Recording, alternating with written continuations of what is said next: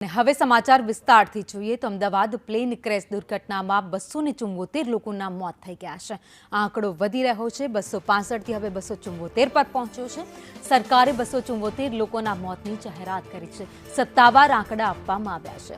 12 જૂને air ઇન્ડિયાનું plane crash થયું હતું। પ્લેનમાં સવાર 242 લોકોના મોત થયા હતા, જેમાંથી એક વ્યક્તિનો બચાવ પણ થયો છે। પ્લેન ક્રેશ થયા બાદ બિલ્ડિંગ સાથે અથડાયું હતું। સિવિલ હોસ્પિટલના રેસિડેન્ટ ડોક્ટર્સના દુર્ઘટનામાં મોત થયા।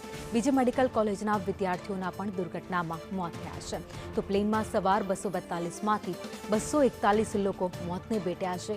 આ સાથે જ્યાં પ્લેન ક્રેશ થયું તે નીચે મેડિકલ હોસ્પિટલની મેસ હતી, ત્યાં બિલ્ડિંગ હતું, હોસ્ટેલ હતી જ્યાં પ્લેન અથડાયું હતું। મેસમાં વિદ્યાર્થીઓ જમી રહ્યા હતા, ઇન્ટર્ન ડોક્ટર હતા તે જમી રહ્યા હતા। તે દરમિયાન અચાનક પ્લેન આવીને ત્યાં પડ્યું અને બ્લાસ્ટ થયું, જેના કારણે મેસમાં જમી રહેલા જે વિદ્યાર્થીઓ હતા, ઇન્ટર્ન ડોક્ટર હતા, તેમના પણ મોત થયા છે। 4 ઇન્ટર્ન ડોક્ટરના મોત થયા છે, તો 20થી વધારે ઇજાગ્રસ્ત છે, જેમની સારવાર ચાલી રહી છે। વધુ અપડેટ સાથે સંવાદદાતા હિરેન રાવલ અમારી સાથે જોડાઈ ગયા છે। હિરેન, આ દુર્ઘટનામાં મોતનો આંકડો વધી રહ્યો છે, 274 ઉપર પહોંચ્યો। સત્તાવાર રીતે 274 વ્યક્તિઓના મૃત્યુ આ પ્લેન દુર્ઘટનાની અંદર થયા છે, જેમાં 242 લોકો પ્લેનની અંદર સવાર હતા। એમાંથી માત્ર એક વ્યક્તિનું મૃત્યુ થયું છે। આ સિવાય સિવિલ હોસ્પિટલના રેસિડેન્ટ ડોક્ટર જે ત્યાં અભ્યાસ કરતા હતા, ત્યાં મેસમાં હતા અને કેટલાક પરિવારજનો ત્યાં જે રેસિડેન્શિયલ વિસ્તાર છે સિવિલ ડોક્ટર્સનો ત્યાં હતા, એ બિલ્ડિંગમાં હતા। એ લોકો એમ કરીને કુલ 274 લોકોના મૃત્યુ થયા હોવાની સત્તાવાર રીતે પુષ્ટિ કરવામાં આવી રહી છે।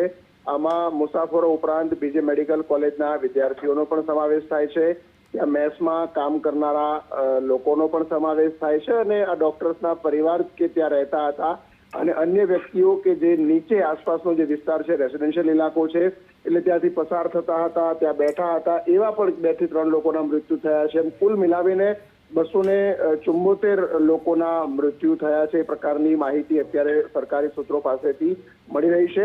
આ તમામ જે બોડી મળેલી છે એ તમામના અત્યારે આઈડેન્ટિફિકેશન માટે ડીએનએ સેમ્પલ અને એના પરીક્ષણની પ્રક્રિયા ચાલી રહી છે।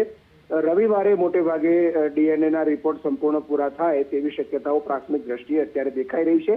આજના દિવસે 60 થી 70 જેટલા ડીએનએના રિપોર્ટ આવી શકે છે। આભાર માહિતી માટે।